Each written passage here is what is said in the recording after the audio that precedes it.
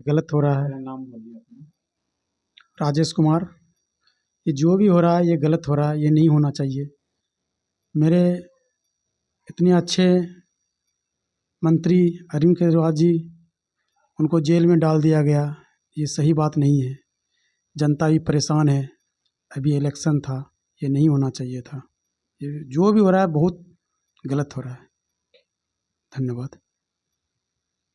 Grouping photo लगेगा।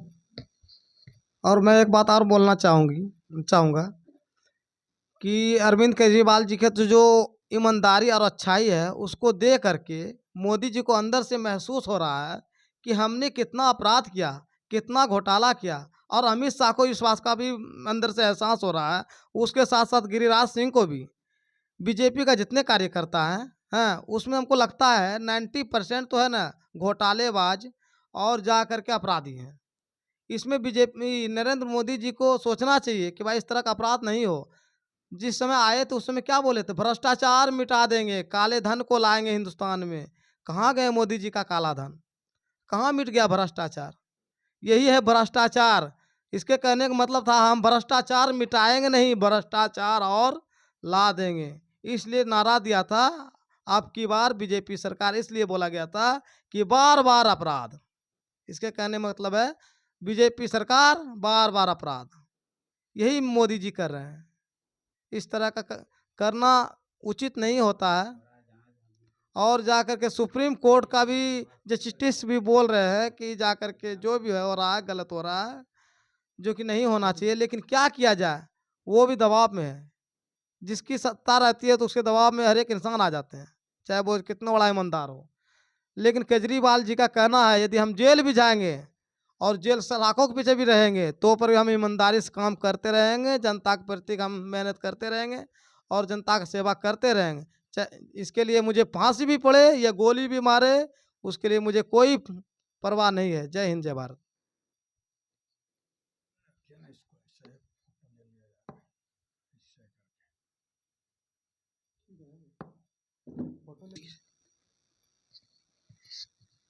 मेरा नाम अमर कुमार है। मैं आम आदमी पार्टी का एक सक्रिय कार्यकर्ता हूं और हमारे हाल ही में जो समाचार मिली है कि हमारे वरिष्ठ नेता अरविंद केजरीवाल जी को गिरफ्तार कर लिया गया, वह बेहद ही बेबुनियाद है और किसी भी तरह का इसमें सही सबूत अब तक मिला नहीं है और न ही मिलने वाला है। ये आज नई बात नहीं है, नई बात नहीं है कि अरविंद केजरीवाल को ही गिरफ्तार किया गया है। बहुत सारे निर्दोष को भी हमारे भाजपा सरकार ने गिरफ्तार करके रख लिया है। और दरअसल है क्या ना, यहाँ पर तानाशाही शासन बनाने का उसकी पूरी कोशिश है। और हमारे इसी शासन में, मोदी जी के इसी शासन में ही इतना भ्रष्ट तरह से शासन चलाया जा रहा है कि असम में गांव की स्त्रियों को निर्वस्त्र घुमाया गया, जो आज इतिहास में इस तरह का घटना कभी नहीं हुआ था, जो कि हम लोगों ने इसके शासनकाल में देख लिया। और कहाँ गई थी भारत की समस्त सेनाएं, भारत की समस्त शक्तियां, जब हमारे पुलवामा पर 41 जवान शहीद हो गए और समूचे हिंदुस्तान में विद्रोह का माहौल हो गया, उस पर मोदी जी ने कुछ नहीं कार्रवाई किया। तो इस तरह का जो है निरस्त शासन इसका मोदी जी का है। अब जब मोदी जी को हारने की बारी आ गई है तो मोदी जी इस तरह पागलपन वाला काम किए हुए हैं। उन्होंने अपने घर पर ईडी और सीबीआई जैसे पालतू कुत्तों को पालना शुरू कर दिया है कि जो भी उसके विपक्ष में बोलो उनको काट लो। दरअसल है क्या, मोमबत्ती जब बुझने वाली लगती है तो जोर जोर से वह जो है भभकता है। और भाजपा सरकार को बुतने की बारी अब आ गई है। अरे ओ भाजपा सरकार, आपका मुर्गा, मछली, मीट खाकर भी जनता आपको वोट नहीं देगी। और हमारे वरिष्ठ नेता ने कह दिया है कि अगर भ्रष्टाचार को मिटाने के लिए मुझे जेल की सलाखों में भी जाना पड़े तो मैं उसके लिए तैयार हूं। धन्यवाद। जय हिंद। मेरा नाम मिथुन चक्रवर्ती हुआ। मैंने जो देख रहा 10 साल से बीजेपी सरकार के बारे में और जो सुना और पूरा जनता देख रही है, सुन रही है और जान भी रही है, जितना भ्रष्टाचार हो रहा है बीजेपी के समय में, हम आज तक इतना भ्रष्टाचार कभी नहीं देखे। और बाकी रही बात की, जो एक तो है बीजेपी का कुछ नेता आरोप लगा रहे हैं केजरीवाल जी पे कि इस तरह घोटाला या आंख दिखाना। हम तो कहते हैं कि एक बार जांच कराया जाए कि किस में कितना अपराधी है, किस पार्टी में कितना अपराधी है, या आम आदमी पार्टी में अपराधी है या बीजेपी में। तो ये साबित होगा कि जाकर के 90% अपराधी बीजेपी में है। और जितना भी अपराध हो रहा है, चाहे देखिए गिरिराज सिंह, उसके घर में 250 करोड़ रुपया पकड़ाया गया, क्या हुआ? ना ही जेल हुआ, ना ही कुछ हुआ, उसके बाद धीरे धीरे मामला सॉल्व हो गया। इस तरह का कई नेता हैं जो कि बीजेपी में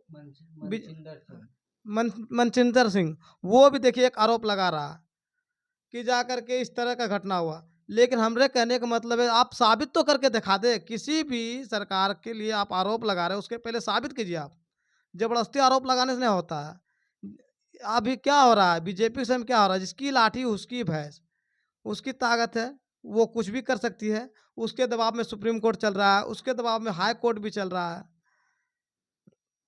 अभी देखिए जाकर के कहते हैं कि दसों हजार टन गेहूँ विदेश में जाके भेजा जा रहा फ्री में, और उसका पैसा क्या किया जा रहा है? जाके विदेशी बैंक में जाके जमा किया जा रहा है, ब्लैक मनी। और कहते हैं हम जाके शरीफ हैं। तो हम नरेंद्र मोदी से कहना चाहते हैं, आपका अपराध इस तरह से नहीं चलने वाले हैं। इस तरह का अपराध आपसे आप कब तक कर पाइएगा? झूठी सरकार का कभी आगे तक नहीं चल पाया, नहीं चलेगा। सच्चाई कभी छिप नहीं सकती है, समझे ना, बनावट कौड़ से, समझे। इसलिए हम कहेंगे नरेंद्र मोदी जी से, आप इस तरह का अपराध मत कीजिए। यदि अपराध कीजिएगा, आप कहते हैं अपराध, आपके पहले भी अटल बिहारी वाजपेयी जी आए, वो भी बीजेपी का थे, लेकिन इस तरह अपराध और इस तरह मनमानी नहीं किए, जनता को सताया नहीं। हर एक व्यक्ति पे जीएसटी लागू कर करके उसका तो ब्लैक मनी आप कहाँ क्या कर रहे हैं? जा करके चुनाव में खर्च कर रहे हैं। और कह रहे हैं क्या, जा करके केजरीवाल जी को कह रहे हैं कि 1 करोड़ रुपया ले गए जाकर के शराब घोटाले में। आप कितना करोड़ घोटाला किए होंगे, इसका तो वर्णन नहीं किया जा सकेगा। बिहार में जाके दिल्ली में देखिए जाकर के सब चीज़ का सुविधा देने के बाद भी केजरीवाल जी को आप जेल भेज रहे हैं। यानी इसके मतलब ये साबित हो रहा है कि काम करने वाले व्यक्तियों को, ईमानदार व्यक्तियों को जेल भेजा जाए और अपराध बढ़ाया जाए। हिंदुस्तान में आतंकवाद घोषित किया जाए, आतंकवादी देश बनाया जाए, जिस तरह से पाकिस्तान और जाकर के बांग्लादेश को बनाया गया है, उस तरह से चाहते हैं मोदी जी यहाँ भी। एक समय जान रहे हैं आप लोग को मालूम होगा, सभी जनता को मालूम होगा, जब नवाज शरीफ से मिलने गए थे, उसके बाद आने के बाद कुछ दिन बाद ही आतंकवादी हमला हुआ था। क्यों आतंकवादी हमला हुआ था? ये मोदी जी का जासूस था। इस तरह के जासूस मोदी जी रोजाना सैकड़ों जासूस करते हैं, और जो कि जनता परेशान है इससे हर एक पार्टी परेशान है। हम यही कहना चाहेंगे मोदी जी से, मोदी जी आप सुधरिए, नहीं तो जनता इस तरह से आपको उखाड़ के फेंकेगी कि नामो निशान मिट जाएगा। और आने वाले समय में किसी के मुंह में बीजेपी या मोदी नाम का चीज़ भी नहीं रहेगा, और ना ही यादगार रहेगा। इसलिए इस तरह का काम कीजिए जो कि सच्चाई हो। किसी पर जबरदस्ती आरोप लगा के किसी को जेल भेजना ये अपराध है। ये ईश्वर देख रही है आपको। ईश्वर का यदि डंडा पड़ गया आप पे तो कोई माफ़ नहीं कर सकता। संसार में किसी व्यक्ति का माफ़ करने का औकात नहीं है। जय हिंद, जय भारत।